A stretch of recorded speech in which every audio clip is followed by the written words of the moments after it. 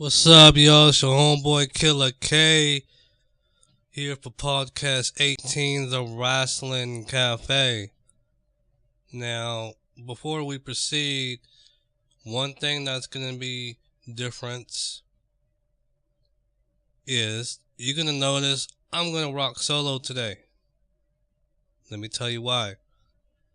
Podcast number 17, if you all remember, we had to do that over twice. You know what I'm saying? And the same thing happened with podcast 18 where homeboy over here, me, thought, everything was good and dandy. But no, after we were done, called up the homeboy. I'm like, dude, I done fucked up again, man. I think, around here, generally speaking, it's 3 strikes and you're out. So, then you're fired. You know what I'm saying? You're released. You're futured, endeavored. But hopefully, the last time will be the last time, and I won't mess up again. But, we got the Royal Rumble coming up this weekend. And I'm going to talk about that, give you guys my thoughts. And it's going to be weird trying to do this solo, though. Like I said, I'm so used to pouncing off of Southern and Regis. But it's all good. You know what I'm saying? It's like moving out, leaving your mama's basement, and trying to pay rent and bills and all that stuff all on your own. And, you can't do it. So you got to reach out to resources and blah, blah, blah, blah. But let's see how this goes, man. Before I proceed, let's do the social media stuff. Facebook.com/The Wrestling Cafe, Twitter @The Wrestling Cafe. You can follow my teammates, here at the Wrestling Cafe, Regis 3122 Regis 3122. Big Southern Big Southern, and like I said, at the Wrestling Cafe on Twitter. You got the podcast where you could subscribe using iTunes, Google Play, Stitcher, TuneIn Radio, and podcastland.com. Go there and search for the Wrestling Cafe, and we'll pop up there too. And tell your friends, you know what I'm saying? Tell all about us. And, we just wrestling fans, normal wrestling fans, if there is such a thing called normal wrestling fans. But we're going to have our opinions just like everybody else, but it's all subjective. I mean, why would mine suck versus yours? Why would mine be better and yours not be? And, so on and so forth. So, yeah. Also, thewrestlingcafe.com. Go visit that website. I post blogs there. And if you want to support the podcast and the website, do your shopping using the Amazon banner on that website. It doesn't cost you nothing at all. Just do your regulatory shopping. Christmas, birthdays, whatever. You can even send a divorce, go get a divorce present on there, and and the only thing that's gonna cost you, is what you purchase, what you spend. But when you do that, Amazon kicks back a little bit of money to keep the cafe open and running. So there we go, guys. Let's maneuver into the news. I'm going to talk about what's on my mind when it comes to what I see out there in the wrestling business. The latest news, but one of the hot topics out there right now is Enzo, the quote-unquote cruiserweight champion. This past Monday, on the 25th anniversary show for Raw, he was confronted about the allegations, and he denied them, and long story short, he was released. Third strike. I mean, he didn't do any drugs, he didn't do anything, hoopla like that, but first strike was getting kicked off the bus. Number two was talking trash about Cass and on Twitter about his whole situation and all that stuff. I think that's kind of stupid. Get in his face about that. But anyway, and then now this. My opinion, the dude's not. We weren't there in the hotel room to know what happened. The only account that we got was from the young lady. There are several stories out there about her. And hashtag drama queen. It was stated that throughout the internet community that she is just making shit up, really. I mean, some stories were like, I was drugged. Another story, I was knocked out. And then some dude came out on YouTube and said that he had actual text messages, confirming or having a conversation between the young lady. And so, even though I don't like Enzo, I mean, he was cool, when he was in the tag team match, but he don't deserve any of this bullshit, you know what I mean? And, that lady, let's just call her Homo sapien. Hope that Homo sapien, gets her due diligence, you know what I'm saying? He don't, as an Enzo, don't deserve to lose his job, even though he already lost his job. But lesson to be learned here for Enzo, you know what I'm saying? I don't know why he was keeping it on the down low. I mean, who knows what the WWE would have done if he would have came forward with it, you know what I'm saying? But let's see what happens, shit just hit the fan recently, so let's just wait until the fans stop spinning and see what it be. One thing that is, one result that I do have is apparently Rich Swann, who was announced that the judge dismissed all charges against him. Do you guys remember that time when, I think it was about a month ago, he was on his way back home with his woman, who also happened to be an independent wrestler. They got into a little heated discussion, and she tried to, blowing out of the car, get the fuck out, whatever, and dude lost his temper, chased her down, put her in a headlock, yada, yada, yada, yada. But in the end, Rich Swann is, cleared up all charges, so to speak. So, honestly, I don't know too much about Rich Swann. I don't really give two shits about the cruiserweight division.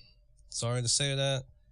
But, I'm just glad that he got his name cleared and he could possibly go back and wrestle. If not, then, I don't know, McDonald's, they're always hiring, right? But, at any rate, let's see here. Carmella. It looks like Carmella and Kaz have mutually agreed to call it quits, and that is terrible. I mean, that kind of shit happens in the wrestling business. You know what I mean? Another situation that happened that came to mind real quick as I mentioned this is the Matt Hardy thing, or the Matt Hardy Lita thing, but I'm not comparing the two situations. I'm just saying that, relationships in the wrestling business don't last that long and they do blow up in your face. But in this case, it's good that it didn't blow up in her face. You know what I'm saying? They just said, fuck it. You know what I'm saying? I go my way, you go your way, and that's that. But yeah, I just managed to listen to Lillian Garcia's podcast, and she mentioned that, and she seemed pretty, cool about it. Like, hey man, he's gonna go his way, I'm gonna go my way, and best of luck to the both of them. And apparently Big Cass shares those same sentiments. And he's still on the injury list too, and he's supposed to be back probably in the spring sometime, I'm assuming. And speaking of injuries, Samoa Joe has a to be continued type injury with his foot. He's not going to be in the Royal Rumble, which I was really excited for. I really thought when he fought Roman Reigns at the beginning of the year for the IC Championship, I thought he was going to take the title. Because the dude's been in the E, for a minute, and they just kept teasing it like, the heavyweight championship picture last year at Great Balls of Fire, and then now this, where they're teasing, in my opinion, like, okay, they push him and push him. They got him to the title, challenging for the title, but they just won't, let him have the title. It's kind of like that bullshit where Vince a long time ago said, these guys got to reach for the brass ring. This motherfucker, he ain't grabbing it. He's just trying to take her from you, but you just being a little bitch and just, making it difficult for Samoa. But maybe that's the reason why they didn't put the title on him. You know what I mean? Because of that that injury. I mean, yeah, they probably didn't know at the time or whatever, but I see Joe though coming back and kicking ass like he always does, and so get better, Joe, and get back to the ring and do what you do best, and that is choke people out. Let's see here. So we got some NXT new signees: Candice LeRae, The War Machine, and Ricochet. And I'm not going to front. I've said this before on the podcast where I don't watch NXT. I should, but in my defense, man, the WWE got this shit on lock. I mean, look how much programming that they got.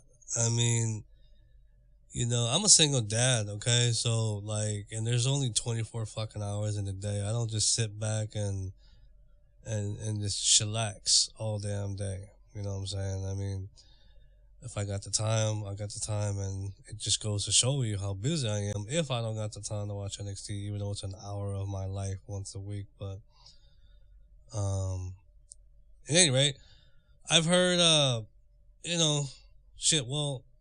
Candice LeRae and The War Machine, never heard of them niggas, but Ricochet, I heard a lot of good stuff about him. I think he's dating what's her face, Becky Lynch. So that should be neat, two lovebirds, you don't want to be apart, blah blah blah, like I think it was Kaz and Carmella, when Carmella was talking about they only saw each other once a week, due to them being on separate brands. But even though these guys are going to be on separate brands too, but maybe not. I don't know. Rumor has it that they might put them on the 205 Live brand, and I think the 205 Live brand is on the road with SmackDown, and Lynch is on SmackDown. So I'm just going to make a nonchalant prediction here that if they do put them on 205, just be prepared to have Lynch go to Raw.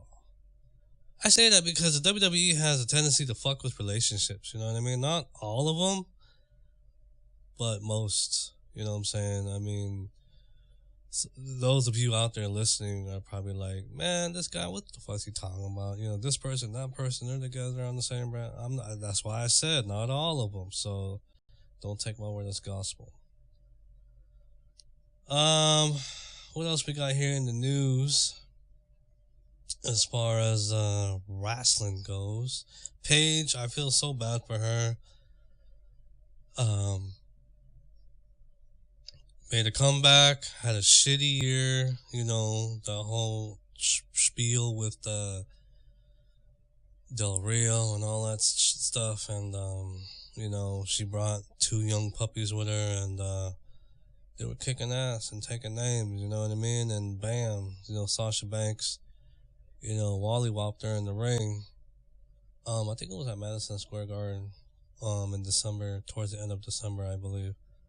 But she was unable to finish the match and yada yada yada. Got word from the doctor from the E that her career is over. But there's other ways she can contribute. I mean, right now she's accompanying her young pups to the battlefield, to the ring, and she there's other just other things she could do in the E. She could probably be a broadcaster, like when the women's revolution continues to evolve. You know what I mean? She could be a backstage interviewer. She could do movies for the E. I don't know why you would, but anyways, but yeah, my heart goes out to Paige. Being, that's all she's ever done all her life. You know what I mean? Like, started out at 14 years old.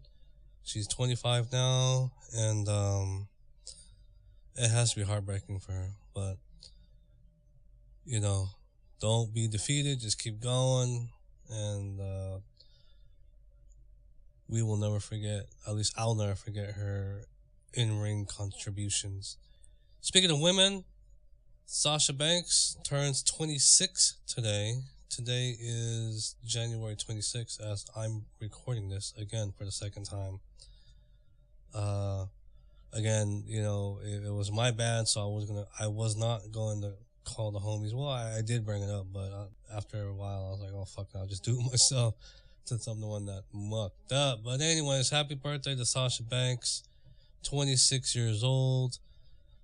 I remember when I was 26 years old, I was a year away from graduating with my bachelor's degree. So, yeah, what a difference, huh? Sasha Banks, probably a millionaire, in my opinion, or at least is loaded. I mean, she has more than $20 in her pocket, I can promise you that much. But hopefully 2018 will treat her much better than 2017. Even though she had a title run, but I don't know. I just think 2017 was kind of bammer for Sasha. She's stated that they had different ideas, changing their minds as in the creative. So many things for her to do, but they decided to do this instead, or whatever she did last year, which was, in my opinion, like, the fuck, but oh well, it is what it is. She's a boss. She's gonna keep killing it. As long as she can just stay healthy, and I'll be rooting for her because she is my favorite wrestler. She got good taste in men though, since she married an Asian. So, that what makes her number one in my book. Like, hey, you got good taste. You know what I'm saying? But I'm just fucking with you guys. Y'all ain't trying to be racist or nothing like that. But yeah, so to close it out here, we got Vince McMahon, the genetic jackhammer, 100 million shares to sold 100 million shares to fund his XFL thing. You know what I'm saying? They had a media, he had an announcement, a while ago this week, actually.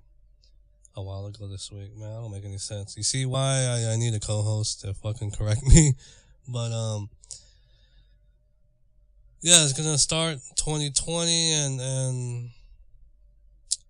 I don't know, back in 2001, I don't know how long it was in motion, you know what I'm saying? Like, he just came out of the gate like, hey, let's do this football league type of thing, but, looks like he wants to do it right, you know what I'm saying? And I think they're going to try to set time limits on the games, like only make them 2 hours long or 3 hours long or something to that effect. I don't remember, but I'm sure someone can correct me at the Wrestling Cafe or facebook.com/the Wrestling Cafe. Which is weird though, because with Vince saying that football games are too long nowadays.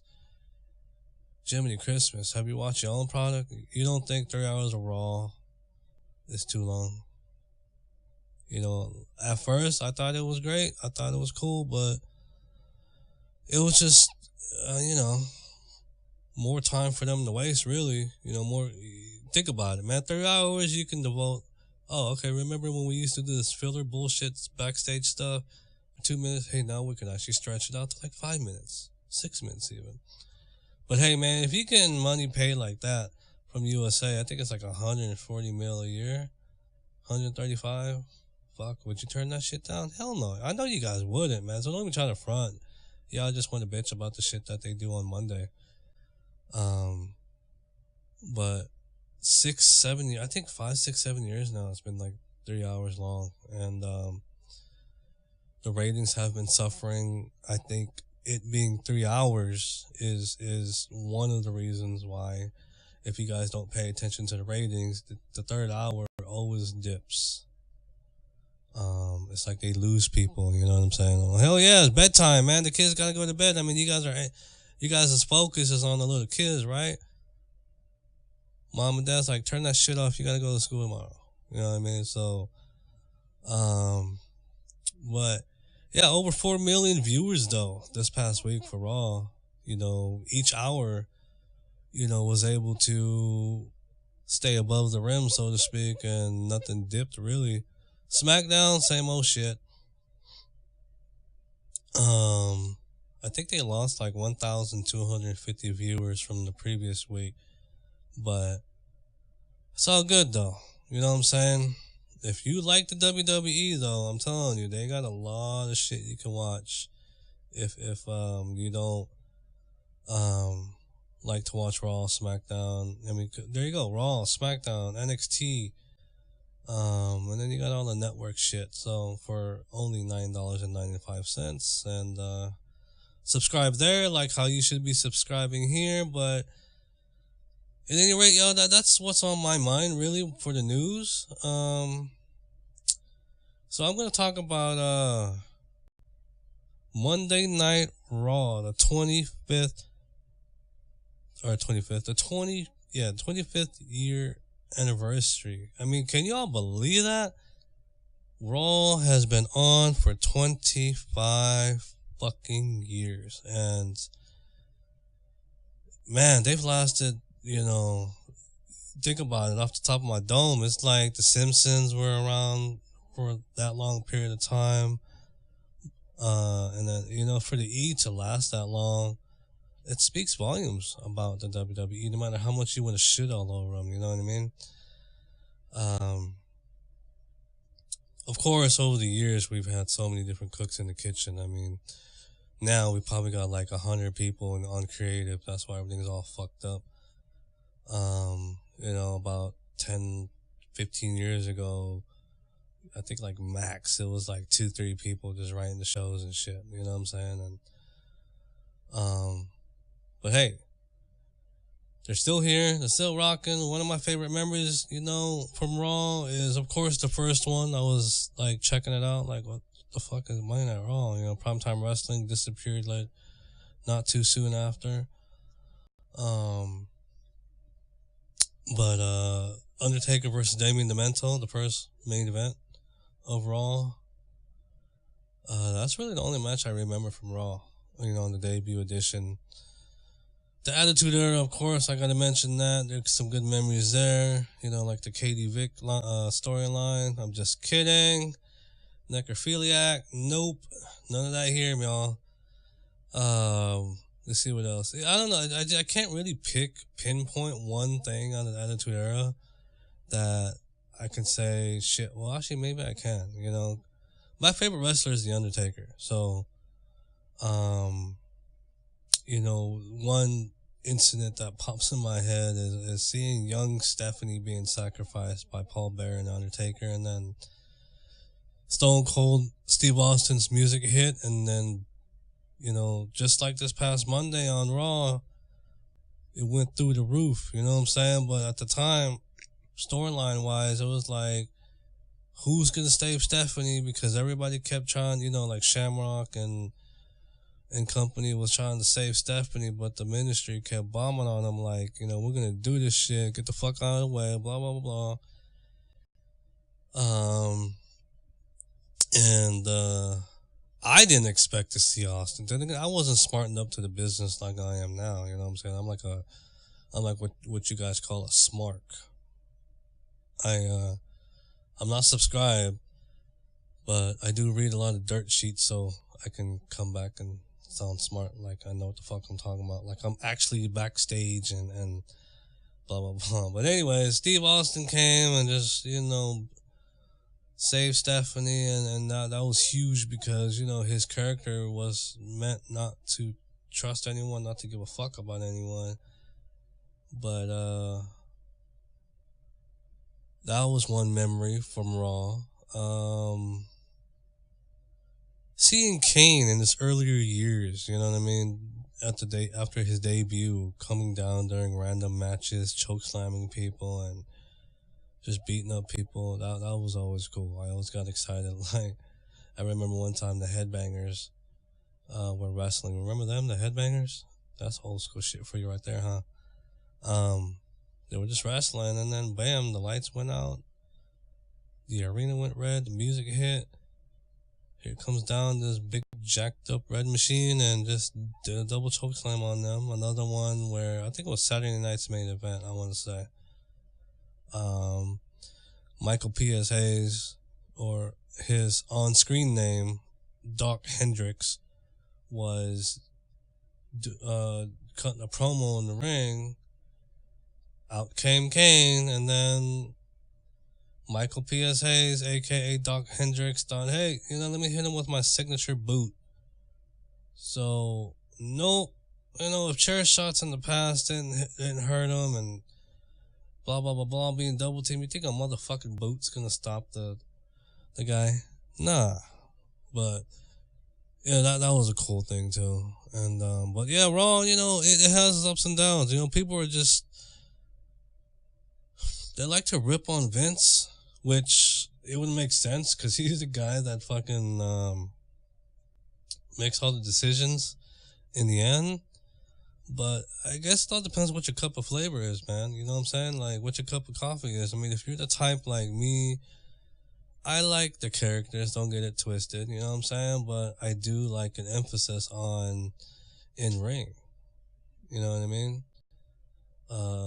I listened to Vince Russo, and I'm trying to remember what he said, so I won't get any backlash, but I think he said he was just quote unquote bored because it was like the matches are too damn long, and back then, during his time it was all about the characters and which, I understand character development. I mean, we talked about that on here. Go look in our archives at thewrestlingcafe.com. Where we talked about character development. But I understand all that. You're telling a story about why sacrifice the in-ring piece of it all. You know what I'm saying? I mean, you could have fantastic matches. Like, matches off the top of my head, like that 1 hour match between Cena and HBK years ago. Another match was HBK versus Shelton Benjamin. Some people still talk about that today. So why sacrifice what you see in the ring? I mean, you could still tell stories. I agree with the fact that there's no psychology nowadays. It seems to be a lost art. I'm not saying that because Vince Russo said that or Jim Ross said that, but if you really pay attention to what's going on inside the ring, it's all about this acrobatic bullshit and like, hey, mommy, look and see what I can do. That seems to be the storytelling as opposed to the psychology. But yeah, so yeah, they opened up. I'm not gonna recap the whole fucking thing because I'm just not. I'm not gonna front. I did not even stop to think about that Stone Cold was gonna come out, but I did mark like a motherfucker though when that glass broke and he came out. A lot of people were talking about and bitching about out there in the internet wrestling community that Stone Cold should have said something. Why didn't he talk? He's one of the greatest talkers, blah, blah, blah, blah, blah. Well, that wasn't the objective, you know what I mean? It was basically to heal up and have the anti-establishment come out and shut him up, you know what I'm saying? And that was the deal.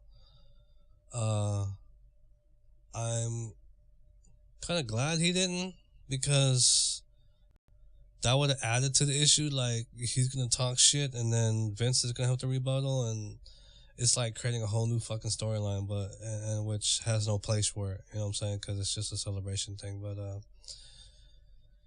yeah, the only thing missing was him to stun Stephanie McMahon. But I understand why they didn't do it and why they won't do it. So don't go psh, please. Hell no. I know why. I mean, I'm not stupid. I wasn't born yesterday. But anyways, it was nice to see Trish Stratus, Eric Bischoff. You know, they just both came out to wave to the crowd. You know what I'm saying? Shit. They were better off just sending a postcard. You know what I'm saying, and having it shown on TV. And when they sent out all the general managers, though, I've noticed one. There was probably quite a few, but there was one in particular that I missed because he wasn't there, and that was the anonymous general manager. I think he did much better than some like John Laurinaitis when he was out there. I think he was one of the best heel managers out there, or general managers. But I think it was Stone Cold who fucking ended the thing. I think it got ended back on Raw 1000, I believe. But yeah, rest in peace. Anonymous general manager. And speaking of resting in peace, The Undertaker was there at Manhattan. That's how it was what's what I'm looking for? That's how it was shown on TV. It was like Raw, Jim Ross and Jerry Lawler were at the Manhattan Center, and then Cole and the regular crew on Raw, and a lot of bullshit about how much entertainment that the fans got, which was pretty much nothing, apparently, and fans were pissed because they spent like $800 to $1,000, and what they I don't know. I'm no professional booker or anything, but to me, the way I saw it, it just seems like Vince is showing us that, hey, since the Barclays Center was the more established place, let's put all our eggs in that basket, or a majority of them. Oh, no worries. We'll put The Undertaker and DX over in Manhattan because they're household names. Their names just draw. It's in itself, you know what I'm saying? So we'll get a big thing, but what was like 15,000 versus 600? 15,000 at the Barclays Center, and then 600 at Manhattan. But it's clear that the Barclays Center was, top billing. It's kind of like this. Barclay was like the Raw of the show, and then the Manhattan Center was treated like the Blue brand. But it is what it is. I didn't really give a fuck because I wasn't there. I didn't spend $800, $1,000. But as a viewer, though, since I couldn't skip over it unless I DVR'd it and watched it the next day, I'll be honest, if I DVR'd it, probably the only part I would have watched was The Undertaker, and he didn't really bring much to the table. It was speculated that he was going to start something with John Cena, but as we saw, John Cena had some shit going down with Elias. So that's that. Um, see what else happened on Raw 25. It was awesome seeing Brother Love, aka Bruce Pritchard. He's I will put him over big time, even above my podcast, our podcast here. I love his podcast, Something to Wrestle With, that comes out every Friday. Um, the Barclays Center, he got a huge big ass pop, and it was so awesome to see him on TV. The APA, that was great. The Dudleys, really? Okay. It is what it is. I know you're 24, 25, 100 times over tag team champions, but I never really was into them. You know what I'm saying? I didn't give a fuck about the whole table spots and all that stuff and the what's up and blah, blah, blah, blah. But, yeah, honestly, yours truly, I was into people like, as far as tag teams, I was into like LOD, The Rockers, Demolition, hell, Power and Glory, even Powers of Pain. You know what I mean? The Warlord and the Barbarian. Um, but anyway, um, so Raw 25 though, I think it was, in my book, I would have probably rated a 5. I said that in the other podcast that was recorded the other day that couldn't make air because yours truly fucked it up. But yeah, I would give it a 5. You know, I wish they would have focused more on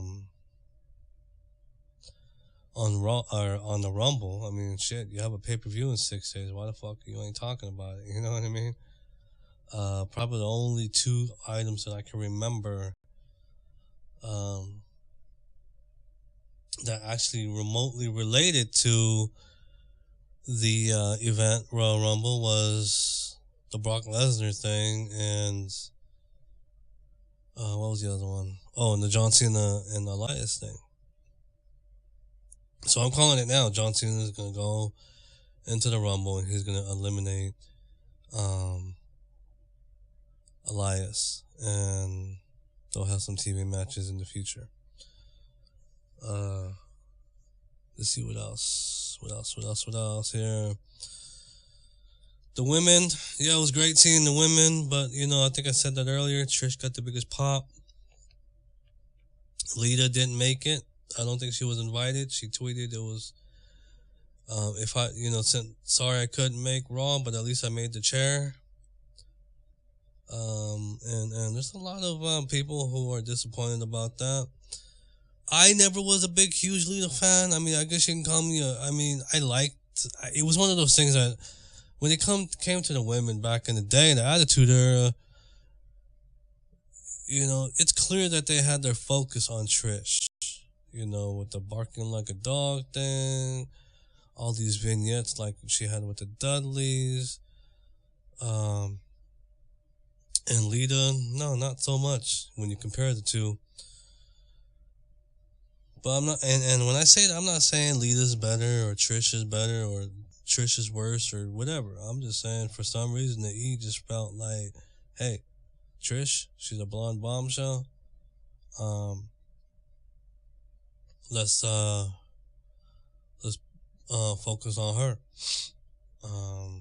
And I think they were actually they were traveling at one point, right? I mean, Trish and Lita, they were called Team Besties, I think.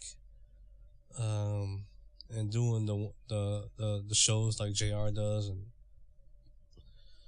it seems like that's what everyone's doing these days. I mean, a lot of wrestlers have podcasts on ex-wrestlers or people behind the scenes like Bruce Pritchard and Cornette and blah blah blah. But Trish and Lita are doing the well, they were doing the traveling thing, but apparently it's not going on. It hasn't been going on for a while. But yeah, I would have to venture to say that hey, it was fucked up on their part to not invite them. Who knows? Who knows what their reason is? Maybe they're thinking, huh? Matt's here. Matt Hardy. I remember the beef that they had. Of course, that was on screen. Of course. No, it wasn't on screen. Sorry. Yeah, of course. I mean, they had their. I mean, maybe they thought, hey, they won't be able to get along, which is kind of bullshit because one, they're adults. Two, Matt was at the Manhattan Center, so Lita could have been at the other place. But whatever the fucking reason is, or maybe Matt told him, hey, we don't want Lita here. Maybe he still harbors some negative feelings for when she bolted for the rated R superstar. But at the end of the day, Edge is happy. I mean, he won the battle anyways because they broke up, Edge and Lita, a while back. He has kids with Beth Phoenix, blah blah blah. But I don't know. I don't know why they didn't invite her. But it's one of those things that, hey, I would have never noticed unless somebody said something. But I've always been a Trish mark. You know what I'm saying? So yeah. So Monday Night Raw, we got. I mean, shit. Sorry, not Monday Night Raw. Survivor. Damn it. Royal Rumble. We got coming up here in about 2 days. We got the men's rumble, the women's rumble, and I'm just gonna mention a few comments here about the rumble, and then I'm gonna close shop, and just start getting ready for the weekend and blah blah blah blah. But anyways, from memory here, I don't have the card in front of me. I should have looked at it. Very disorganized of me and unprofessional, but I should have looked it up. Or y'all can go to www.com and look it up yourself. But yeah, so we got the Usos against oh my god, what's her names? Alpha 2.0, Benjamin and Gable. I'm gonna say Gable and Benjamin are finally gonna win the straps. I think that whole DUI thing with Jey Uso is gonna come into play, as a form of a consequence. And then this year, they're gonna be relegated to. They, as in the Usos, are gonna be relegated to mid card status. So they'll be back in the title picture next year. So I'm calling it now. So they're gonna take the titles, Chad and Shelton. We got the handicap match between AJ Styles and what's her name? Kevin AJ Styles versus Cammy. Kevin Owens, Sami Zayn, and I'm just gonna call it now. AJ Styles is gonna win. So, because I've always mentioned to you guys about this theory about if the heel gets the advantage at the go home show, then the babyface will prevail at the battlegrounds. Which in this case is the Royal Rumble. So, I see it like Kevin Owens and Zayn possibly, quote unquote, temporarily renewing their rivalry during the match. They're gonna fight over who's gonna pin him and blah blah blah blah. They're gonna fight each other, and then here comes Styles to come in and take advantage of that and take the victory. And speaking of Zayn, that match he had with AJ Styles towards the end of SmackDown, that was fantastic. I probably have to rate that 3 stars out of 5. I wish they would have a long-term feud because the athleticism is there, and their styles complement one another. But then again, AJ Styles can work with damn near anybody. I swear, man. If the Great Khali came back, he would be able to hang. I mean, for fuck's sakes, AJ Styles made a feud with Ellsworth. Interesting. So think about that, huh? So yeah, AJ's retaining. Let's see what else we got. The U.S. Championship, I think. No, they already had that. Then they don't have a U.S. match. Let's see. AJ. Oh, Brock versus Kane versus Strowman. You know, Dave Meltzer, the WrestlingObserver.com mentioned that there's rumors that The Miz will defend the IC title. The newly won IC title, after defeating Roman Reigns this past week on the 25th anniversary. He's going to defend it against Strowman, and I think that's where Strowman is going to take the title, which would make sense because The Miz's baby is due 2 days before Mania. So Strowman might take the title while The Miz go home and plays daddy daycare, you know what I mean? So I'm calling, if that happens at Mania, I'm calling Strowman, but right here, it's a given, you know what I'm saying? Strowman, back to the TV thing, where if you're strong on TV, you're gonna lose on PPV. Strowman put Lesnar through a table. Kane got punked out by Brock, and Strowman was left to be looking strong at the end. And the reason why I don't think Kane's gonna win, because just like that Triple Threat US Championship match a couple months ago, last month, Dolph Ziggler was there to eat the pin, so we thought. You never know. Vince might trip us up and like, hey, Kane's gonna take the victory, but he's not gonna pin Brock. He's gonna pin Strowman, and that gives a window for Lesnar to come back and say, hey, I was never pinned for the title. I want a rematch. And then at at Raw's next pay-per-view, they will have that rematch, and Lesnar will win it back. So, baby bro Raymond can reclaim his throne, reclaim his spot on the throne as King of the Jungle at Mania 34. So, but those are just rumors and speculation. So I'm just gonna say that Brock is gonna retain. The Women's Rumble, okay? There's 11 or 12 spots open. Most of them might be filled with NXT, and then a couple of surprises. Because you can't send in 11 freaking surprises. There's not that many in the past. I mean, if everybody was alive, probably yeah, but or on good terms, that is. We probably could fill up 11 surprises filled with quote legends, like Nydia, which I think she's pregnant or she's just not in the game anymore. But anyways, the final four, I see it being Nia Jax, Asuka, Sasha, and Bayley. Man, imagine that as a tag team match, though. Sasha, Bayley versus Nia and Asuka. That's like the Rockers versus the Powers of Pain, the Warlord and the Barbarian. You know what I mean? Or that's like the Rockers versus the Natural Disasters.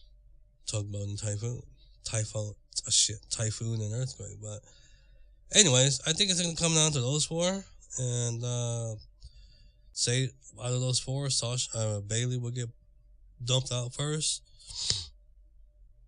and then Nia, and then it'll come down to Sasha and Asuka, and Sasha will get dumped over. I really hope, Sasha and Bayley get traded to SmackDown, because last year for Raw, of course, Bayley, I think they really done fucked her, you know what I'm saying? So I think she needs to go to SmackDown and create a new Hug Life camp, and just really rebuild herself in career because Raw did her no favors, and plus there's Charlotte too. So Notification from Outlook 2016. Desktop. there's a new thing there. I mean, not a new thing, but there's whatchamacallit, Charlotte and Sasha and Bailey go there. They can rekindle their rivalry, but that wouldn't be anything fresh though, so maybe not. The men's Royal Rumble. Oh, the women, I'm calling Asuka to win the Rumble. Just to say that again, to reiterate it. If you want to bet me, hey, let's go. I bet you guys $1. Okay. Well, if I lose, then you're probably gonna get like 61 cents because I gotta pay for the stamp to send you the dollar. But anyways, the men's, I'm gonna call it now. Shinsuke Nakamura. He's gonna take it. There's not that many surprises for the Rumble, really. I know that EC3, Eric Bateman, he was being pulled out from the from a Independence thing on Sunday, so he's presumably gonna show up. There was that rumor about Bobby Lashley showing up. That would be cool, man. If he showed up, I mean, or maybe not. It all depends on how they book the motherfucker. You know what I'm saying? Because obviously, it would be a good matchup between him and Brock. I mean, they could shoot fight for a minute. You know what I'm saying? Since they both have similar backgrounds and shit, but so we'll see. If they do bring him back, keep him off the motherfucking microphone. You know what I mean? Because he was terrible. You know what I'm saying? I don't know who you could bring him out as a manager because managers are a thing of the past. Vince just has no desire to bring him back. But anyways, yeah, Shinsuke, and then that'll set up Shinsuke and AJ at Mania, and I guarantee you that's the direction they're going. If they don't, I'm gonna be hella surprised.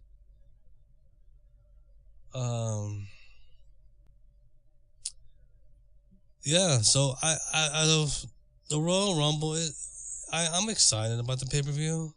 I always am. It's honestly my number one favorite pay-per-view. I like the countdown thing and not knowing who's coming out next.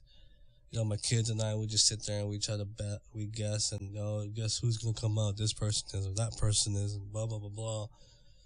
And it's just cool. It's always been number one for me. Right above WrestleMania. Even though WrestleMania breaks records and all this other stuff, it doesn't matter. Rumble's more entertaining to me. I can't remember what year it was. I want to say 98 or 99. One of the memories I have of that is when Undertaker was wrestling Shawn Michaels and Kane came out. It was a casket match. Kane came out and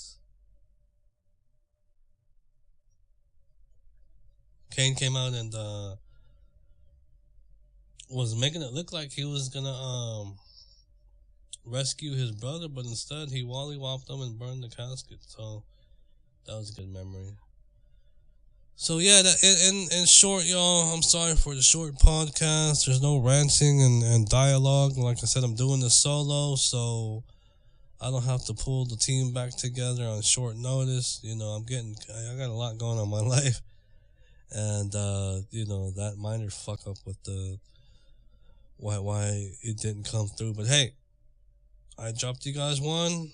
Hopefully you guys enjoyed it. Like I said, you guys can catch the podcast on Twitter at The Wrestling Cafe. Follow the Twitter there. TheWrestlingCafe.com. Go visit that website and read the blogs. We got the podcasts all stored there as well. Let's see, at Big Southern. Follow the homeboy on Twitter there. Regis3122. We're on YouTube. You just go to YouTube and search for The Wrestling Cafe. That's THE space RASSLIN space Cafe CAFE and our podcasts. You can find those there. I'm working diligently to try to put extra content up on the site, but oof, it's tiring. It's tiring as hell. So, but I do it for you fans. I do it for the ones that are listening. Please leave a review on iTunes, good or bad. Any constructive criticism you got. I'm a big boy. I'm not gonna cry. You know what I'm saying? It's all gravy, baby.